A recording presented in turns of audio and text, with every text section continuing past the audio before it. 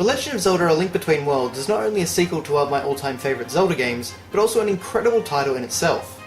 Not only did it restore the freedom of the classic Zelda games, something that had been severely lacking in the series for many years, but it also succeeded in continuing the narrative of A Link to the Past. Whenever a new Zelda game comes out, it always raises new questions for the timeline and mythos of Hyrule.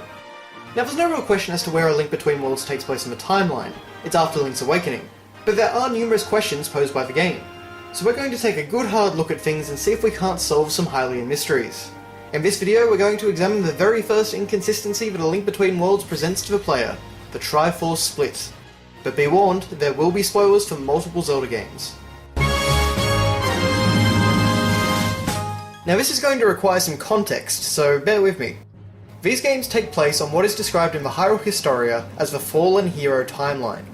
In this version of events, Ganondorf defeated Link in the final confrontation of Ocarina of Time, and gained all three pieces of the Triforce: Courage, Power, and Wisdom. The Seven Sages, led by Princess Zelda, managed to seal Ganon and the Triforce in the Sacred Realm. This would set numerous events in motion, but eventually we come to the story of A Link to the Past. Here, Ganon attempted to escape the Sacred Realm, and in doing so plunged Hyrule into chaos. A new hero, a new Link, claimed the Master Sword and fought a decisive battle with Ganon, and succeeded in destroying him. After the confrontation, Link discovered the complete Triforce, and used its power to undo all the damage that Ganon's schemes had done. From then on, the Triforce was held by the royal family, and this led to the events of Zelda 1 and 2. However, A Link Between Worlds presents a very different take on the events following A Link to the Past. The game tells the player a legend that has been passed down through Hyrule, essentially a bare-bones retelling of the A Link to the Past narrative. This legend states that Ganon was not destroyed, but rather sealed away, and that the Triforce was split into three pieces, so that its tempting power would be out of any one person's reach. The Triforce of Wisdom was kept by the royal family, the Triforce of Power slipped into Ganon's possession, and the Triforce of Courage rested in the heart of the Hero Eternal. Now, A Link Between Worlds ends with the Triforce restored in the hands of the royal family, so the narrative still connects perfectly well with Zelda 1 and 2. It also doesn't necessarily contradict A Link to the Past. So what's the problem then? Well, the Oracle games. But first, let's address the notion of Link sealing Ganon in A Link to the Past. Both the Link's Awakening manual and Hyrule Historia directly say that Link destroyed Ganon. In fact, in A Link to the Past itself, not only does he explode, but the Triforce tells Link that Ganon was totally destroyed.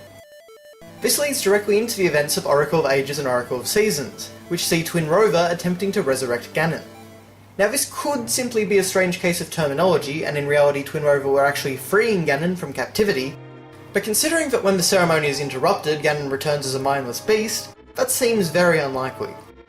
It is possible that when Link defeated Ganon this time, he was sealed away, but the game does show him exploding again, so it still seems far-fetched. The problem with all of this is that Ganon cannot receive the Triforce of Power if he's dead. If he's only sealed, it becomes less of a leap, but there's no real evidence in the games to show that. Then of course we get to the really big question. When and why was the Triforce split up? Once again, the Oracle games cause some problems. In their opening cutscenes, they show the complete Triforce being held in Hyrule Castle. It is actually the Triforce itself that sends Link to Holodrum and Labrynna, setting in motion the events that would lead to the defeat of Ganon. Now in the ending of the Oracle games, Link sets off on a journey.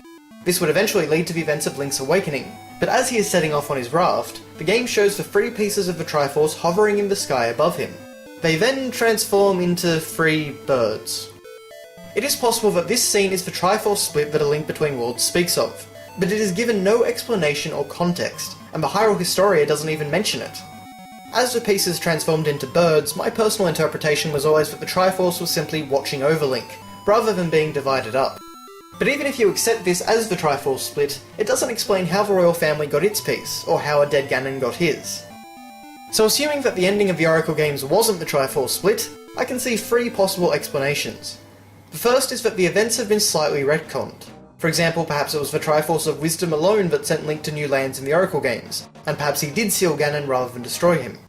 Honestly though, I don't see this as being very likely, as Nintendo has never retconned any Zelda game so far, aside from a few translation changes. The second possibility is that the legend told in A Link Between Worlds is simply inaccurate, and some of the details have been lost or misrepresented. However, this explanation is also insufficient, as the Triforce being split into three pieces is a very important part of the A Link Between Worlds narrative, and so must have taken place.